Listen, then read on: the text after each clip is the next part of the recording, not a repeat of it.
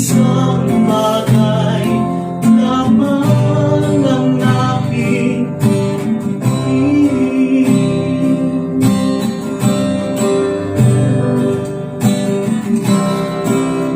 Diyos, ako'y siyasatin,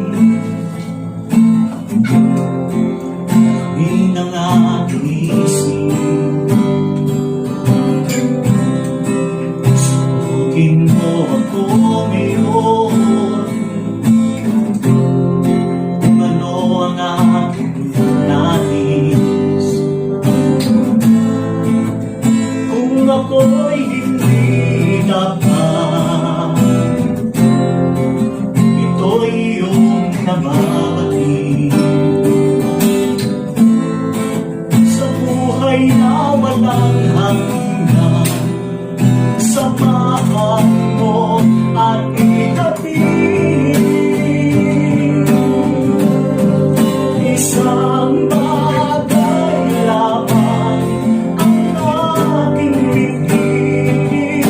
Isang bagay, ito ay Yahweh hiling. Ang ako'y lumaki sa banal na templo.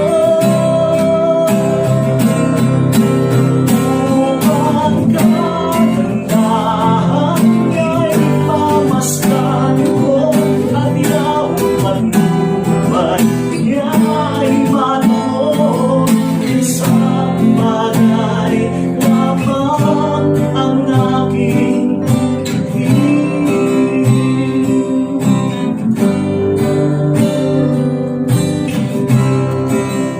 Diyos, ako'y siyasatin, alamin ang aking isip. Sugin mo ako ngayon, kung ano ang aking nais. Kung ako'y hindi tapat, ito'y iyong nababati. Sa buhay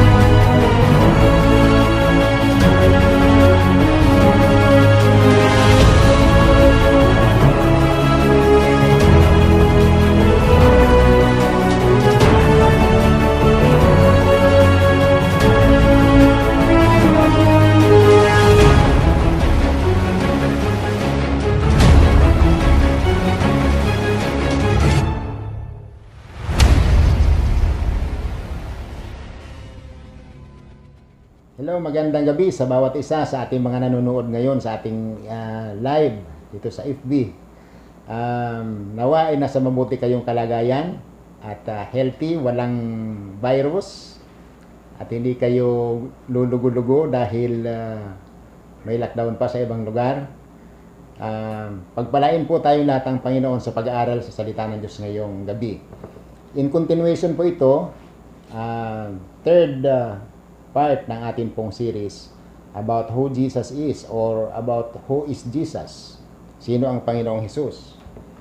Ngayon pong hapon o ngayong gabi, mayroon tayong apat na bagay na tatalakayin. It is about 4 great blessings of God for us through Jesus Christ.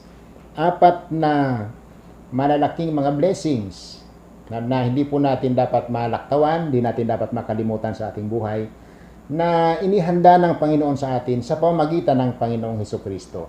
Titingnan po natin ang apat na yan na nawa ay ma-enjoy natin, atin pong masyadong maintindihan at ma-experience po ang goodness nito sa ating mga buhay. May verse po tayong babasahin sa Hebrews chapter 4 verse 15. Ganito po ang sinasabi sa verse 15. This high priest of ours understands our weaknesses, for he faced all of the same testing we do, yet he did not sin. Mayroon daw tayong isang mataas na saserdote na naiintindihan ang ating pong mga kahinaan, ang ating mga pinagdaraanan. Sapagkat siya din ay nagdaan sa ganitong testing, kasi si Jesus ay 100% tao, yun nga lang, 100% Diyos. Medyo complicated po sa iba kung i-complicate natin. Pero sa Panginoon walang imposible. Sa usapang siya'y kumpletong 100% tao, naranasan niya ang lahat ng pagsubok na pwedeng madanasan ng tao dito sa ibabaw ng lupa.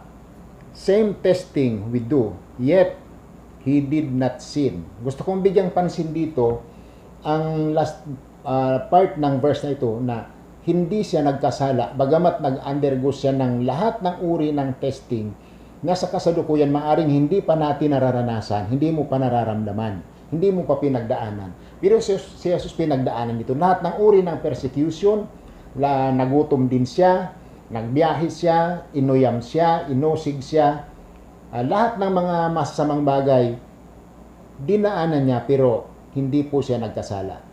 Ang challenge dito, pwede kang magdaan sa ganong mga trials, mga pagsubok. Pero isa lang po ang tandaan natin. Pwede kang magalit, pwede kang subukin, pero huwag kang magkasala. Magalit ka, huwag kang magmura. Magalit ka, pero huwag kang mambato. Magalit ka, pero huwag kang mananakit. Huwag kang gagawa ng masama sa kanino pa man kahit na ikaw ay nagalit. Kasi hindi naman masamang magalit, hindi kasalanan ang magalit. Pero yung aksyon, pigilin natin, katulad ni Jesus, he did not sin, kahit na ganon.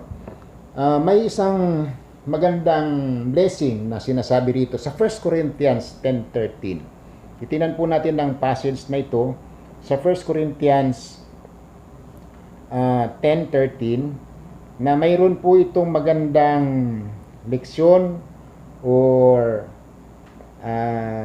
gustong ipahiwatig sa atin na kung may mga pagsubok na sa tingin mo hindi mo kaya, nagkakamali ka. Ito ang sabi, the temptation in your life are no different from what other experienced. O yung mga pagsubok daw na pinagdaraanan natin na hindi naman iba, hindi bago doon sa mga pinagdaanan ng iba. Nadaanan na po yan ng iba. And God is faithful. He will not allow the temptation to be more than you can stand. Hindi raw ang Diyos ay matapat na hindi ka ipahihintulot na mahulog ka doon sa isang pagsubok na hindi mo kaya. Bakit? When you are tempted, He will show you a way out so that you can endure. Na kapag ka tayo daw ay sinusubok na, ipakikita ng Diyos kung papaano, una saan ang solusyon, una saan ang remedyo, sapagkat integrated sa pagsubok o sa hardship o sa mga problema, nakalakip na po doon yung solusyon. Yan po ang isang blessing na ginawa ng Panginoong Hesus para sa atin. That is a great blessing. Para bang sinasabing, ano man ang pinagdadaanan mo. Halimbawa, ang pinagdaanan noon nung tatlong Hebreo, si Shadrach, Meshach, at si Abednego. Nasintensyahan dahil sa paglilingkod nila sa Lord, nasintensyahan ng hari na itapon sa hurno na 10 times ang init. 10 times. Nang inihagi sila doon sa hurno ng nagniningas na apoy na 10 times ang init, napansin ng mga naghagis at napansin ng mga taong nandoon na yung inihagis nila ay hindi na 3 kundi 4 at ang isa'y katulad ng Diyos, sabi po ng mga nakakita. Ang ibig sabihin, doon sa mga pagsubok na pinagdaraanan natin, ang Diyos sinasamahan tayo. Blessing na nandoon din kasama ang Panginoon. At nung kasama nila yung isang sa tingin nila Diyos, hindi sila na ng apoy. Hindi man lang sila napasok. The same sa ating kalagayan. Pag mayroong pagsubok, kasama natin ang Panginoon, siya ang solution, siya ang sinasabing way out. He is the solution na integrated doon sa pagsubok upang ating makayanan ang lahat ng kabigatan ng mga pagsubok. That is a great blessing. Kaya ibig sabihin, pag may subok, sagot ka ni Lord. O ngayon kapatid at kaibigan, ano bang pinagdaraanan mo? Ano bang problema mo? Mabigat ba? Sasamahan ka ng Panginoon. Magtiwala ka, tumawag ka sa Kanya. Sagot ni Lord ang solusyon dyan. Kaya ang sabi niya, lagi ka lang magsaya. Lagi ka lang magsaya sapagkat mayroong solusyon. Ang kabigatan, ang problema, hindi ka kayang magupo kasi ang isang blessing ng Lord, sasamahan ka niya doon sa mga hardship, doon sa mga kahirapan, sapagkat pinagdaanan niya na yan, pinagdaanan na yan ng iba. Pero itong si Jesus, ang sabi, sa binasa nating verse, hindi siya nagkasala. Ikaw at ako, kahit magdaan dyan, dapat hindi rin tayo magkasala. That is the first blessing. Anumang trials, hindi ka magkakasala. Anumang sufferings, kaya kasi sasamahan ka ni Lord. Ang blessing dito, ang kasama mo ang Panginoon. Okay? Number 2. Jesus died on the cross for us. Namatay si Jesus sa cross para kanino? Para sa atin. Yung kamatayan niya sa cross, hindi yan para sa Kanya. Ang kamatayan niya sa cross, hindi yan para sa langit, hindi yan para sa Ama. Kundi namatay siya doon para sa atin. For our benefit. Ito po ay second sa mga great blessings na ginawa ng Panginoon through Jesus Christ. Dahil si Jesus Christ po ang napako doon sa cross. Mayroon tayong isang verse na babasahin.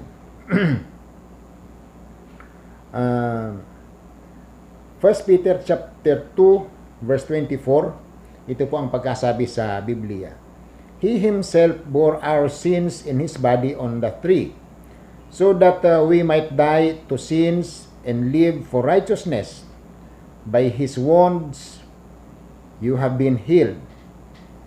Sa kanya mga latay, tayo po'y nagsigaling.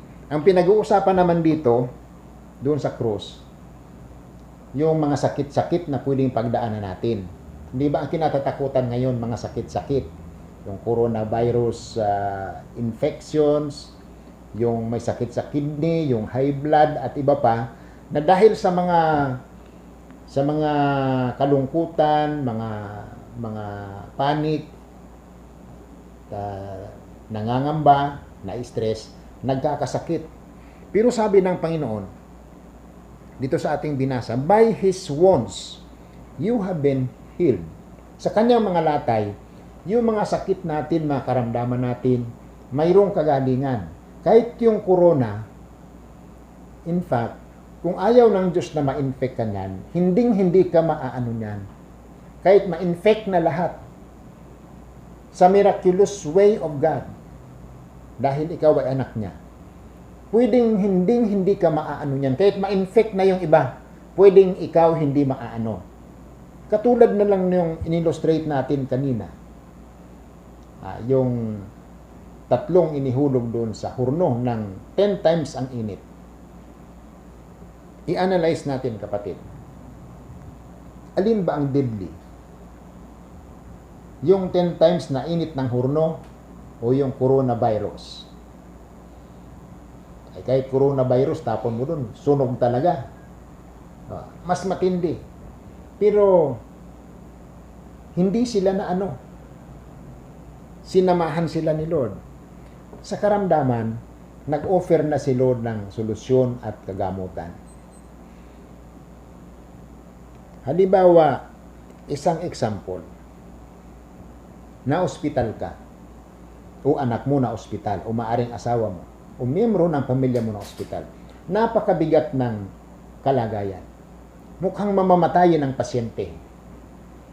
Mukhang hindi mo sure kung mabubuhay. Subalit may isang doktor na nagsabi, nakilala ka niya at sinabi, hayaan mo, misis o mister, ang sakit ng pasyente mo, sagot ko na yan. I-assure ko na hindi siya mamamatay. I-assure ko na gagaling siya. Expert ako dyan. At wala pa akong ginamot tungkol dyan ng namatay. Siguradong buhay yan. Huwag kang mag-alala. Huwag kang mag-alala. Nung narinig mo yung encouragement na ganon, di ba mabubuhayan ka ng loob at magpapasalamat ka at sasabihin mong, maraming salamat, Dok. Great blessings po ang sinabi nyo at gagawin o ginawa nyo. At hindi nga namatay yung pasyente mo na buhay nga. Grabe yung pasalamat mo. Nabigyan ka ng blessing. Ang maganda pa doon, pag sinabi ng doktor, libre ka sa ospital. Mas lalo kang matutuwa. Si Lord, ganon. Ganon si Lord. Mayroong siyang kapangyarihan magpagaling sa anumang uri ng sakit. Sagot niya. Pag hindi na kaya ng sino pa man, sagot niya. Pero unahin natin siya kasi kung hindi naman tayo nagtitiwala sa Kanya, paano siya magpe-perform ng Kanyang gusto? So ito ang second blessing. Jesus died on the cross for us and He provides healing for our sickness. Nag-provide po siya ng healing. Basta Kristiyano, kapatid kaibigan, nag-pray ka ng taimtim, naniniwala ka sa Lord, makakaranas ka ng pagpapagaling ng Panginoon sa anumang uri ng sakit. Hindi pwedeng tumanda ka, tumagal kang Kristiyano, hindi ka nakaranas ng kalagadigan sa pamagitan ng panalangin. Lahat ng anak ng Diyos makakaranas at makakaranas pag ikaw ay naniwala at hiniling mo sa Panginoon. May mga time na magkakasakit ka, ipagpipray ka lang, sa tiwala mo sa Diyos, gagaling ka.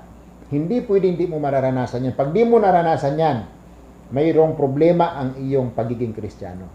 Maaring ang iyong kumpiyansa or trust sa doktor na tao, wala kang trust sa iyong Creator. Pero kung mayroon kang trust, hindi pwedeng di mo maranasan yan. Hindi lang once, hindi lang twice. Maraming beses pwede mong maranasan yan. Kasi pinrovide niya sa krus through His wounds. Sa mga latay ni Lord, nagbigay siya ng kagalingan sa mga nananampalataya. That is a great blessing. May kilala akong kaibigan kong pastor, terminal yung kanyang sakit na tumor, mamamatay na siya after 4 months. Sa loob ng 4 months, nag-pray, nag-fasting, nagtiwala sa Lord. Kasi kung kunin na niya ang buhay ko, ready na ako. Binigay niya sa Lord yung lahat. Nagtiwala siya. Pero pinag-pray na kung gusto pa siyang buhayin ni Lord, mabubuhay. Kasi sabi ng doktor, 4 months na lang ang buhay niya. Miraculously, to make this story short, hanggang ngayon buhay ang pastor na ito. Senior citizen na. Nasa ibang bansa ngayon. Yung anak niya ngayon, pastor na din. Siya buhay na buhay pa hanggang ngayon. Hindi 4 years. Hindi lang 20 years pa ang lumipas. Hanggang ngayon buhay pa. Kasi si Lord unlimited. He provided healing through His wounds. Okay, that's a great blessing sa lahat ng sumasampalataya. At yan po'y dapat maintindihan natin kung sino si Jesus, ang ating Jesus na Panginoon na pinaglilingkuran, nag-provide ng miraculous blessing of healing sa bawat mananampalataya. Number 3, pangatlong blessing. Jesus rose from the dead for us. Alam niyo kung bakit nabuhay maguli si Jesus sa mga patay? Doon sa third day, nabuhay maguli. Alam niyo ba kung bakit nabuhay sa maguli? Para kanino? Para ba sa Kanya? Hindi. Dahil ang Diyos hindi naman talaga namamatay. Namatay lang yung physical na katawan sapagkat katawang lupa. Pag pinatay, namamatay kasi katawang lupa. Pero yung nasa loob, after 3 days, nabuhay maguli. Bakit siya nabuhay maguli? Nabuhay siya, ayon dito sa binasa natin, ayon dyan, nabuhay siya maguli para sa atin. Mayroon tayong isang verse. Ephesians 2:4. But because of His great love for us, God, who is rich in mercy, made us alive with Christ. God raised us up with Christ and seated us with Him in the heavenly realms with Jesus Christ. God raised us up.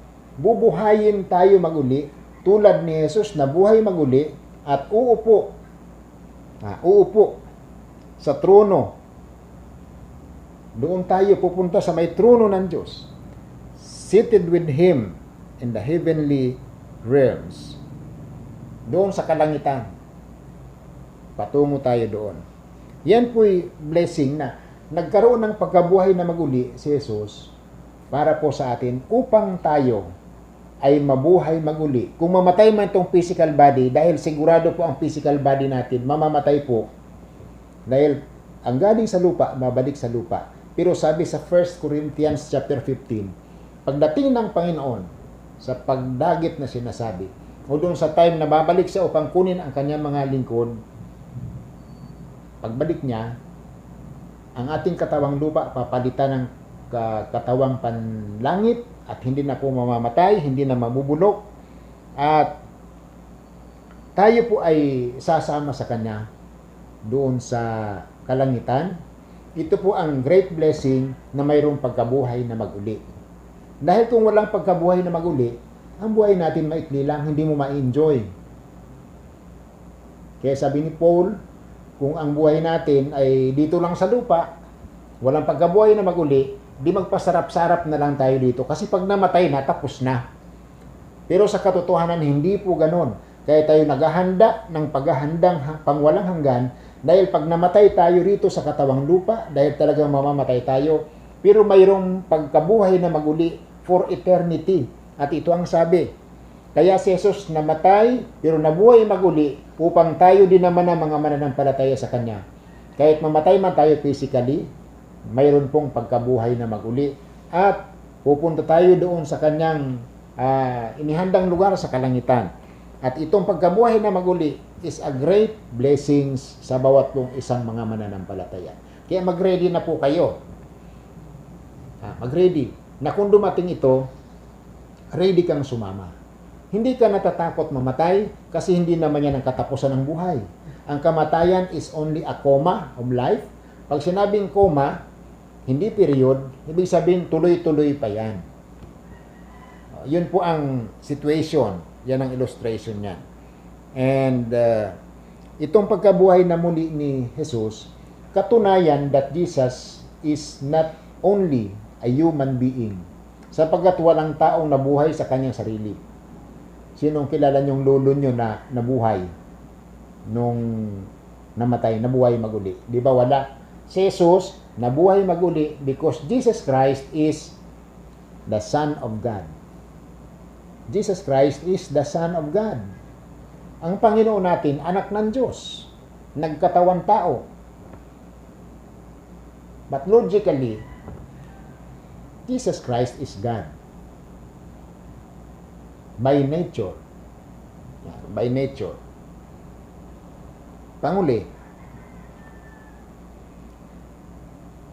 Jesus opened the door of heaven for us. Ito po ang isa sa napakalaking blessing. Jesus opened the door of heaven for us.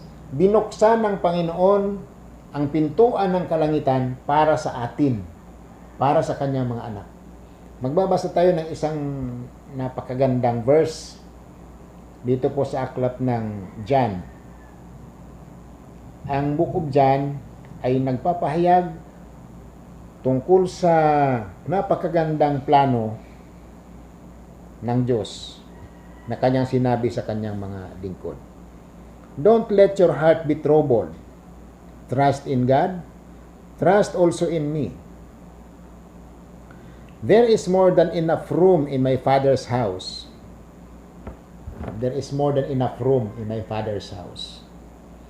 In my Father's home. If this were not so, I would have told you that I am going to prepare a place for you. Kung hindi daw yung totoo, sinabi niya na sana. Pero pupunta ako doon, sabi niya, sapagkat ako'y maghahanda ng lugar para sa inyo. Verse 3, when everything is ready, I will come and get you, so that you will always be with me wherever I am. Yan. Pag ready na yung lugar, sabi ng Panginoong Hesus, I will come and I will get you, so that you will always be with me. Pag ready na ang lugar na sinabi ni Jesus, ang Panginoon ay nagbukas ng pinto, nagbigay ng assurance, nagbigay ng direction. Ang sabi niya, maghahanda ako ng lugar doon sa lugar ng aking Ama sa langit. There is enough room. Sa ibang translation, there are many mansions. Siyempre yung mansions may mga rooms. Doon sa loob ng mansions, maraming mga rooms. Hindi bahay-bahay ang inihanda ni Lord. Nagbukas ang Panginoon ng pintuan nang sabi niya, I am the door. I am the way, the truth, and the life. In my Father's house, so many mansions. I will go there to prepare a place for you. And if the place is prepared, I will come again. And I will take you. Upang kung saan ako, sabi niya, nandoon din naman kayo. Sabi ng Panginoong Hesus. This is a great blessing, brothers and sisters. Maring hindi mo pa naranasang tumira sa mansyon. Maring hindi mo pa naranasang naglakad sa lansangan, ang lansangan ay ginto. Oh, this is miraculous word. Lansangan ginto, wala niyan dito sa mundo. Nasubukan mo na bang maglakad sa ginto? Hindi pa rin.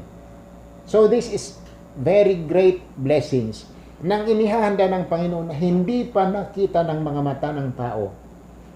Ang inisip ng Diyos, hindi kayang isipin ng tao. Pero this great blessings is prepared for us and for you. For you and me. Na ang Panginoon ay nagbukas ng pintuan para sa atin. Pintuan ng kaligtasan, inilagay niya, ibinigay ang mugtong na anak para maligtas ang lahat ng sumasampalataya. Gumawa ng paraan ang Panginoon para ma-restore tayo, ma-redeem tayo. At ito, nagbigay siya ng mga assurances na kung mamatay ka man, muli kang mabubuhay, magre-resurrect. Tulad ng Panginoong Hesus. Kaya siya muli nabuhay, muling mabuhay, muli siyang nabuhay maguli galing sa mga patay, upang ito'y sa ating kapakanan, upang tayo din naman ay ganun ang mangyayari. And ito, nagpiprepare siya ng lugar. Pagka ready na yon, magbabalik siya at kukunin tayo. Kasama ka. Who is Jesus? He is the door. Who is Jesus? He is a healer. Who is Jesus? He is the life. The life giver. Who is Jesus? He is a solution to your problems, to your trials, to your needs. God is able to supply all your needs according to His mercy. Who is Jesus? He is God. He is your Savior. Who is Jesus? He is the Son of God. Hindi ka nagkamali na naniwala at sumunod sa Panginoon. Tama ang iyong ginawa. I-enjoy natin, panindigan natin, at tayo tuloy-tuloy na magtiwala sa ating Panginoon. To conclude this topic, ang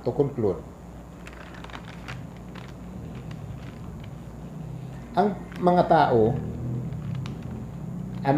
ay nangangailangan ng tagapagligtas. Kailangan nila ang Panginoong Hesus as their God and Savior. Kailangan din nilang matagpuan ang mga pangakong ito ng Panginoon.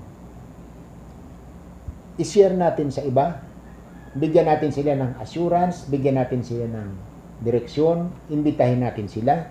Kailangan nila ng tagapagligtas, kailangan nila ng Word of God, kailangan nila itong inoffer sa atin ng Panginoon.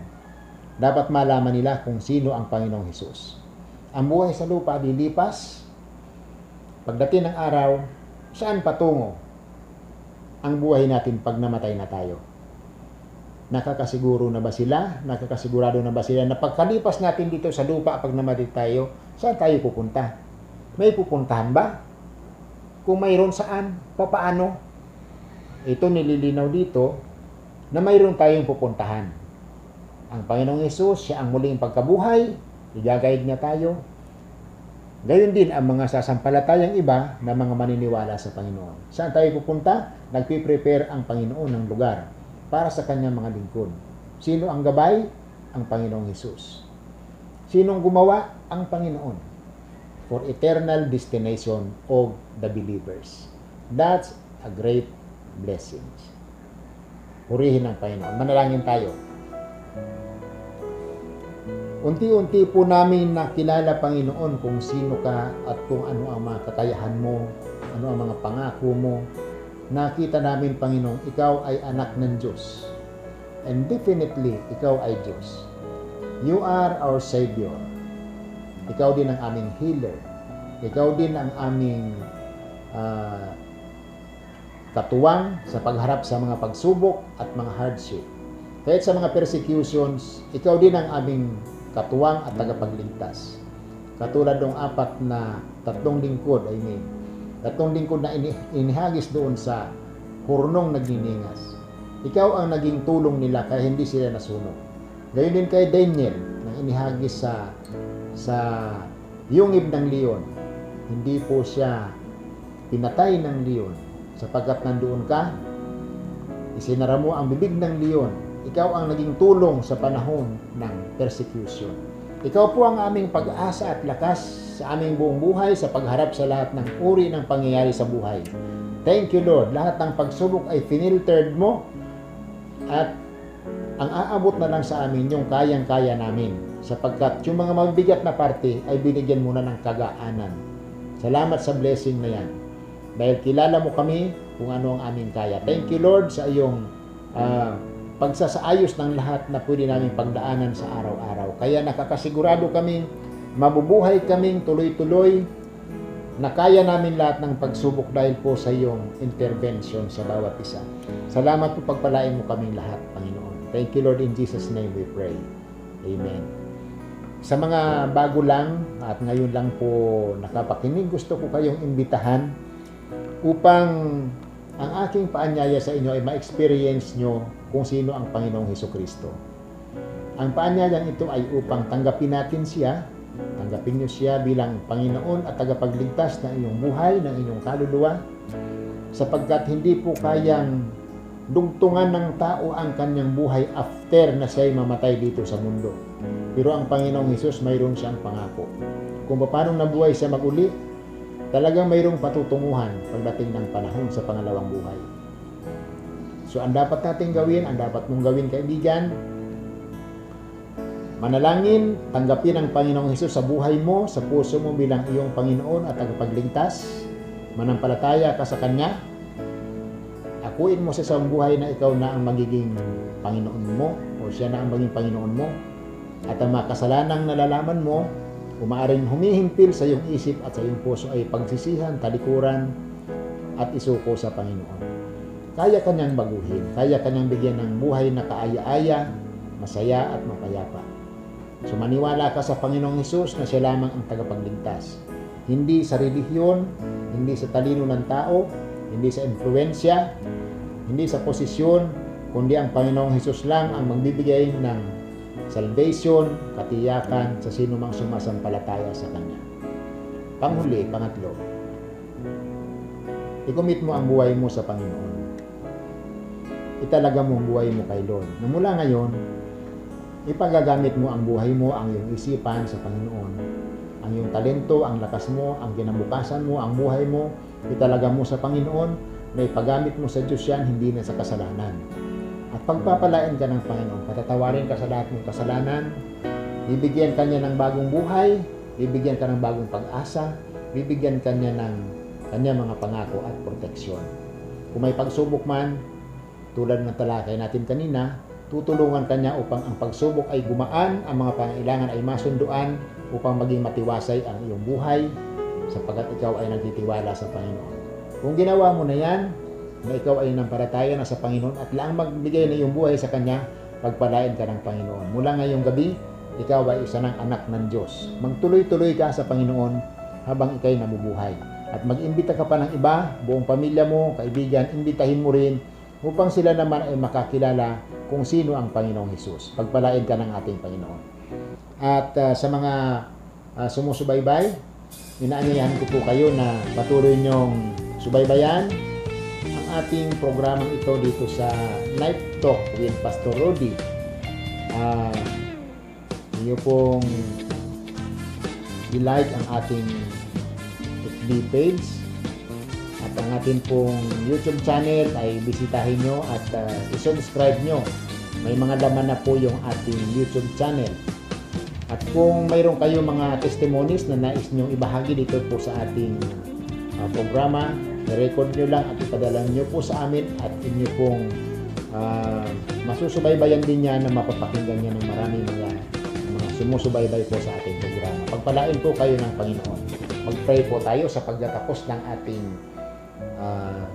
pag-aaral. Salamat po, Panginoon. Aming dalangin o aking dalangin ang lahat ng sumusubaybay dito sa ating programa. Dito sa pangangaral ng mga salita. Abutin mo po sila sa kanilang mga dalangin ngayon. Ito man ay kagalingan, kung may karamdaman, kaligtasan man ng mga pamilya. Panginoon, abutin mo ang bawat pamilya na nagnanais po makalapit sa iyo. I-bless mo, Panginoon, ikaw ang tanging tagapagligtas. Pagpalain mo po sila, Panginoon. Ang mga kasamahan ay mag-invite at mag-invite sa araw-araw para po makalapit sa iyo ang mga tao. Pagpalain mo ang mga nag-i-invite, Panginoon. I-bless mo at ingatan. Ang mga nagkakaroon ng takot dahil po sa COVID virus, amin pong dalangin, i-assured mo, Panginoon, na kung hindi mo i-allow na magkasakit sila, kahit mapuno ng virus ang kapaligiran, hindi po sila mai-infect. I-protect mo sila, Panginoon, ang bawat isang nasumusubaybay. I-protect mo ng iyong banal na dugo sa pangalan ni Jesus, na mayroong kapangyarihan, mayroong protection galing po sa iyo. Salamat. At ang mga mahal sa buhay na nasa ibang mga lugar, kamag-anak, mga anak, mga pinsan, na dinadalangin po ng bawat isa na maingatan at mapagpala. Abutin mo pong lahat, Panginoon. Thank you, Lord. Ang nanalangin para sa pinansyal, sa mga material na bagay, amin pong dalangin na masunduan, Panginoon. Bigyan mo ng gabay, bigyan mo ng mga direksyon, bigyan mo ng favor upang ang mga pangailangan nila ay masunduan sa araw-araw para po sa kailang mga pamilya. Salamat po, Panginoon. May mga panalangin pang hindi na namin nabanggit ngayon.